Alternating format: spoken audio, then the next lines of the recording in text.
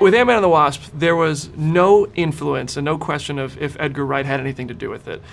And he knocked it out of the park. So I'm curious, did anything feel a little different? Was there any sort of freedom? Was there anything that compared to taking on what may have been a little bit developed by someone else versus doing it all yourself?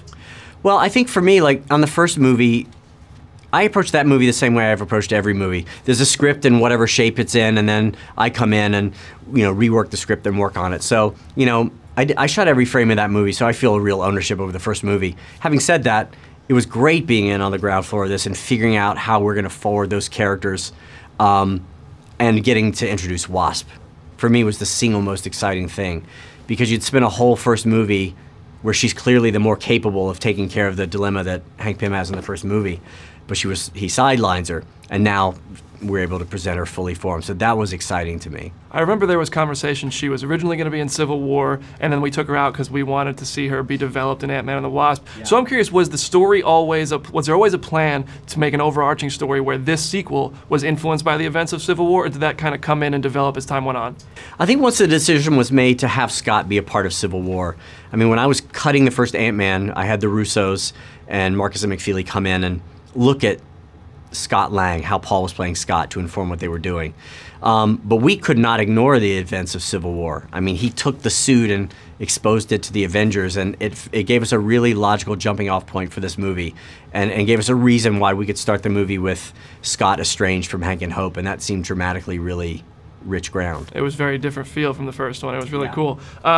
There's a lot of new characters. And with Marvel, you know, it just seems like we just expect more sequels at this point. Like, these movies are so successful, especially when they're this good. So if we go back and look at the film in the future, would we say, oh, maybe they had this planned? Are there seeds in here where you were like, okay, maybe we can develop this in a future movie?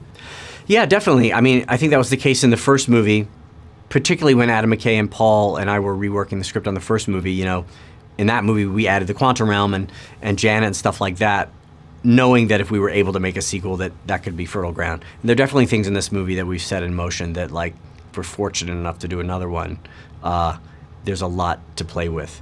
I mean, we spend more time in the quantum realm in this movie, obviously, than the first movie, but, you know, it feels like we're just dipping our toe into it. Oh, we better get a third one. We better get a third. That's all I'm going to say. But when you're part of the larger Marvel Cinematic Universe, and obviously Avengers 4 is coming up, is there anything that Kevin Feige or the Russo brothers come and say, look, we need this to happen, just so that it can happen like this in our fourth Avengers movie? Is there any little bits, I know you can't share what those would be, but is there any conversations like that?